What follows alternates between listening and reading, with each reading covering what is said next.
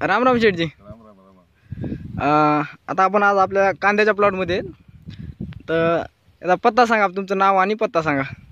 माझं नाव दत्तप्रसाद रामकिशन अग्रवाल, हां, मुक्काम पोस्ट झरी, तालुका जिल्हा परभणी. बरं भैया, आपण आज आपल्या कांद्याच्या प्लॉटमध्ये येते शेठजीच्या.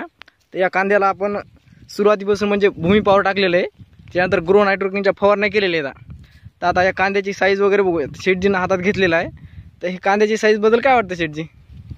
कांदा म्हणजे कसं आहे, रेकॉर्ड ब्रेकच झालं, म्हणजे आरचे वाटायला ते काय झालं हे कांदा. याच्यावरून बी काही काही मोठाले कांदे आहेत. बरं, आता इथं आपण खाली जे बघतो, आता तुमच्या पाठीमागे सुद्धा मोठा आहे, ते दाखवा बरं. हे बघा, आता याच्या हातात पण बसत नाही. आता इथं बाजूला पण तसंच आहे, पाठीमागं तसेच आहेत. हे बघा. बरं, आता हे प्रत्येक वेळेस उपटून घेणं शक्य नाही. आता सगळे कांदे सारखे झाले. मागच्या वेळेस आपण जे वजन केलं, तर एक कांद्याचं वजन 900 ग्राम आलं. 900 ग्रॅम आलं होतं. आता हे त्याच्यापेक्षा सुद्धा मोठा आहेत काय काय. बरं बरं, यापूर्वी तुम्ही असा एवढा कांदा कधी बघितला होता का? नाही नाही, कधीच नाही. कधीच नाही. भैया, तुमचं काय म्हणणं आहे? इतका कांदा आपण पाहिलाच नाही एवढा मोठा? म्हणजे या रेकॉर्ड मध्ये पाहिलाच नाही.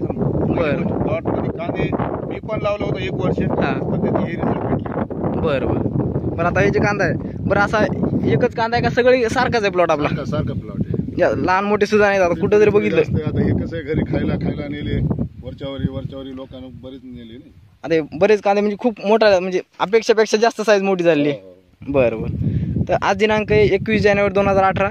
या ठिकाणी आपण रासायनिक खत याला वापरलेला नाही. बिलकुल नाही, बिलकुल नाही. हे पूर्ण आपण घरी खाण्यासाठी हो. रसायनमुक्त केलेलं आहे. हो. ठीक आहे. तर